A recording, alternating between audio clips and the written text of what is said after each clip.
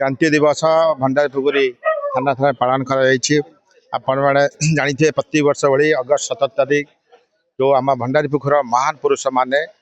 जो इंग्रेज शासन विरुद्ध रे जो थाना अधिकारी विरुद्ध रे जो लड़ाई करते जोटा क्रांति मैदान ठू बासी थाना पुड़ी देते एवं सही प्रतीक स्वरूप एठी लोक माने भारी स्वाभिमानी एवं समस्ते हेले साहसी एवं जेपरी स्वाधीनता संग्राम में भाग नहीं एवं यही जो इतिहास को आगू नवाई इतिहास को आगू नवाई आज 2-3 प्रस्ताव ग्रहण कराइला यथा पिला मानक भितरे निश्चित आपन जो कथा कहले मु विधायक हला परे सेठी मो पांठी राजस्व पांठी 10 लाख टका देइथिली एवं अन्यान्य मध्ये देइचंती गोटे कथा कहबी समुद्र को संख्ये सेठी भू पैसा आवश्यकता अच्छी मुझे विधानसभा उपस्थापन करछि एवं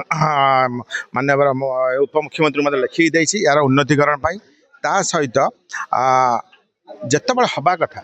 निश्चित आप कथार सहमत जो टाइम हवा कथा हो पारे ना एबे थाना पड़ी स्मारकी समारोह आज भंडारीपुखुरी थाना परिसर अनुष्ठित हो जाइछि। भंडारीपुखुरी होउछि वीर प्रसविनी संग्रामी माटी 1942 मसीहा अगस्त 17 तारीख दिन ब्रिटिश पुलिस रो अत्याचार रे सही न पारी भंडारीपुखुरी रो शह शह युवक भंडारीपुखुरी थाना रे अग्नि संयोग करथिले।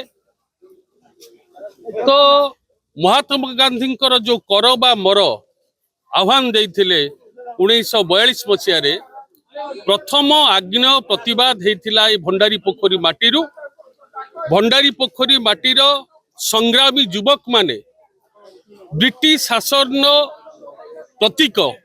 भंडारीपुखुरी थाना रे अग्नि संयोग करी निजर वीरत्व प्रदर्शन करथिले। तो सेबे ठारू 85 वर्ष धरी ए समारोह भंडारीपुखुरी थाना परिसर अनुष्ठित होउछि एवं ता सहित जोंठी योजना करा जाइथिला ब्रिटिश शासक को विरोध करिया पाई कोहरा पोखरी पाखरे जो स्मृति स्तंभ अच्छी से स्मृति स्तंभ रे माल्यार्पण करा जाए ता सहित जातीय पताका उत्तोलन करा जाए महात्मा गांधी को प्रतिमूर्ति रे माल्यार्पण करा जाए एवं थाना परिसर रे थिबा स्मृति स्तंभ एवं गोपबंधु प्रतिमूर्ति रे मध्य माल्यार्पण करा जाइथा।